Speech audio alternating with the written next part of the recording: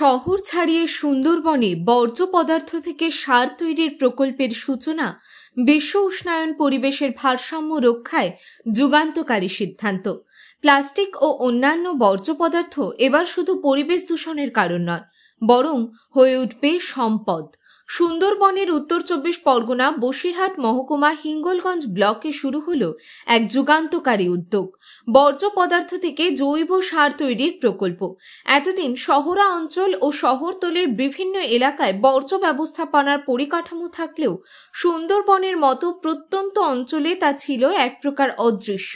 এবার সেই ফাঁক পূরণ করতে এগিয়ে এলেন প্রশাসন ও স্থানীয় জনপ্রতিনিধিরা। কালীতলা, যোগেশগঞ্জ ও গোবিন্দকাটি গ্রাম পঞ্চায়েত এলাকায় তৈরি হয়েছে বর্জ্য পদার্থ থেকে সার তৈরির বিশেষ কেন্দ্র। এই প্রকল্পের আনুষ্ঠানিক উদ্বোধন করেন বসিরহাট মহকুমা শাসক আশিস কুমার এবং হিঙ্গলগঞ্জের বিধায়ক দেবেশ মণ্ডল, বিডিও দেবদাস গাঙ্গুলি, হেমনগর কোস্টাল থানার ওসি মোনায়েম হোসেন, বনভূমির কর্মাধ্যক্ষ সুরজিৎ বর্মন। এই প্রকল্পের ফলে একদিকে যেমন পরিবেশ দূষণ রোধ করা যাবে, অন্যদিকে কৃষকদের জন্য জৈব সার পাওয়া সহজ হবে। স্থানীয় বাসিন্দারাও আশাবাদী এই উদ্যোগ আগামী দিনে এলাকার বর্জ্য ব্যবস্থাপনায় এক নতুন দিশা দেখাবে। খুবই ভালো। এই যে ময়লা যেখানে সেখানে বাড়ির লোকজন, আমরা মায়েরা যেখানে সেখানে পেপার ফেলে রাখি, যে কোনো বর্জ্য পদার্থগুলো যেগুলো পচনশীল না, সেগুলো আমরা একটা পাত্রে রেখে এবারে গাড়িতে দেবো।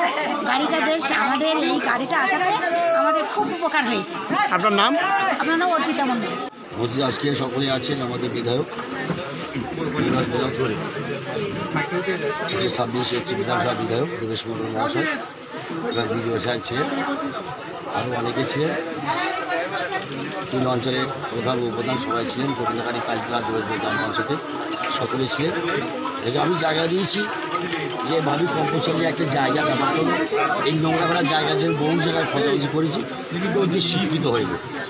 তখন দাদা ইন্দ্র সাহেব আমাকে ধরলেন, বিডিও সাহেব, যে ভাই তুমি যা দেওয়ার কেউ নেই।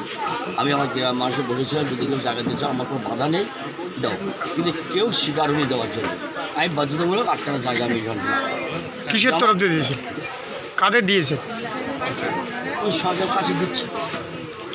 এই যে অবস্থা হচ্ছে, কোন কাজে ডেভেলপমেন্ট হচ্ছে সেই কাজে দাম হচ্ছে। আপনার নাম? প্রশাসনের পক্ষ থেকে জানানো হয়েছে ভবিষ্যতে সুন্দরবনের আরও এলাকায় এই প্রকল্প সম্প্রসারণের পরিকল্পনা রয়েছে।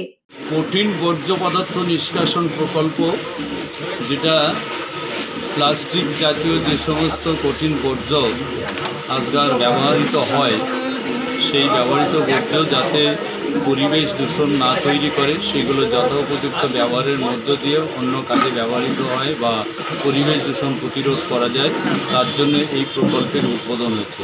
এটা কালীতলা, গোবিন্দকাটি, যোগেশগঞ্জ এই 3টি গ্রাম পঞ্চায়েত নিয়ে এই প্রকল্পটা শুভ সূচনা।